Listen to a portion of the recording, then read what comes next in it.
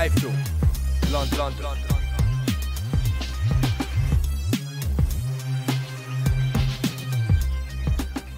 iFILM. This is Kurgan Cassius for iFILM London. We're at the XL here for the press conference between Billy Joe Saunders and Nick Blackwell. With me, I have promoter Francis Warren. How are you, Francis? Afternoon, Coke. I'm very well, thank you. Afternoon. It's mid-morning, isn't it? Or is it afternoon now? It's afternoon now. Okay. Billy Joe Saunders, big opportunity for him this weekend to get that British title, what he's always said that he wanted to win, going in against Nick Blackwell. Obviously, people have got their thoughts on this fight. Some people are saying this is going to be a walkover job for Billy Joe Saunders, but it's not necessarily going to be the case, is it, in your opinion? I don't think so. Nick's 12-1 with 6 knockouts, so his knockout ratio is just over 50% on his victories. I can't see it being an easy night for Billy. But then again, if Billy comes in at the top of his game, which I'm sure he will be, I'm very confident with a stoppage win. Mid rounds. We saw what he did to that Jared Fletcher the other week, and everyone expecting that to be a tough fight. Jared looked, solid, tough as nails, and came in with a good record, and Billy took care of him. But I think Nick will be a different kettle of fish. He's not had to travel, a million miles like the Fletcher did. But I do fancy Billy's mid rounds. Obviously, if everything does go well for Billy Joe Saunders, is there a possibility in 12 months' time that you and your dad could possibly get Billy Joe a world title shot? Don't see why not.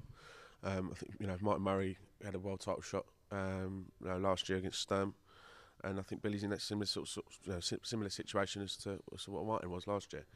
It'd be great if it was against Martin, if Martin could go out and do business against Martinez, which I think everyone in the UK is backing him to do and hoping he can do, and bring that title back. And the domestic scene in the UK at the moment is good enough to be able to keep world title fights between all these top guys in the middleweight division. If there's a possibility of John Ryder becoming mandatory if Billy Joe Saunders was to win that title, that's something you'd be open to as well? Absolutely, take that in a heartbeat. Do you rate John Ryder, Francis? We haven't seen much of him, but to be honest, Billy's on a different level. Billy's in a different stratosphere to John Ryder. The amateur pedigree and the experiences Billy had as an amateur, propelled him into a different level when he turned pro anyway. And the trainers he's got, and the fights that he's had, and the Commonwealth strap already around his belt, and we'll be adding the British title to that on Saturday. I think Billy's levels above John Ryder, but we made the offer to match him before, and they turned it down. So that tells you everything, really. How far is Billy Joe away from the top 3 that people always talk about, the Macklin, the Murray and the Barker? Do you think he's on par with them, or do you think he's probably just a little bit behind them? I think he's more than capable of taking out Darren Barker now. I think, to be honest, I think that's a fight that could be made. But let's just get Saturday night done first, and we'll sit down with Billy and his team afterwards, and discuss a battle plan. Bumper show on Saturday, 6 title fights. Ricky Burns for a title fight against Ocampo. I don't know a lot about Ocampo, Francis. What can you tell us about him?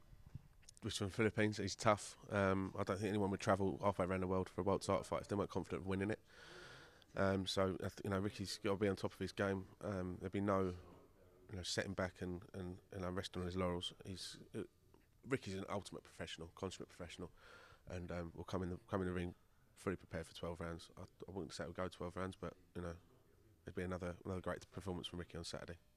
The show's billed the 3 kings. The other king, George Groves, has got a press conference for him tomorrow, going in against the hardened, seasoned Glencoff Johnson.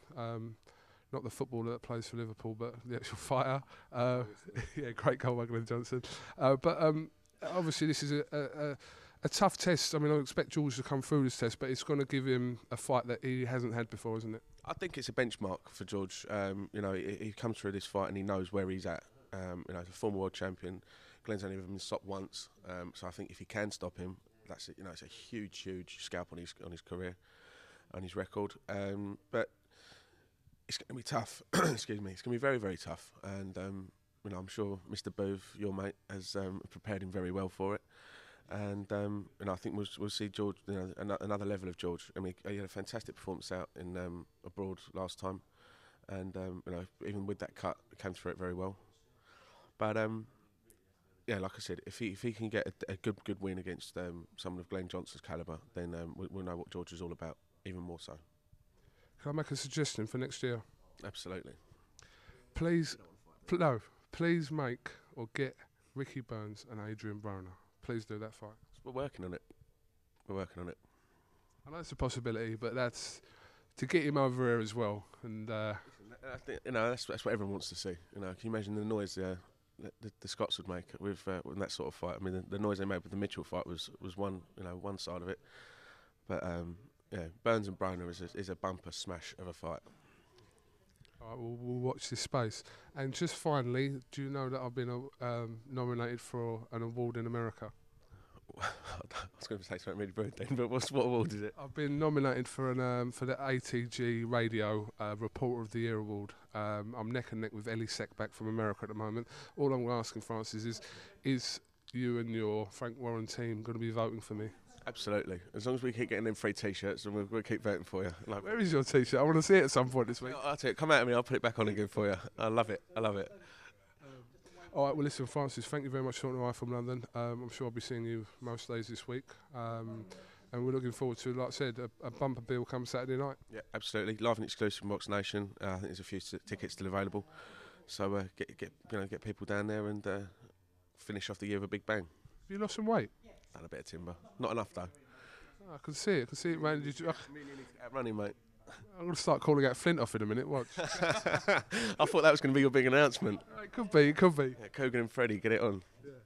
All right, listen, thank you for talking to us, and we'll speak to you in a week. Thank you very much.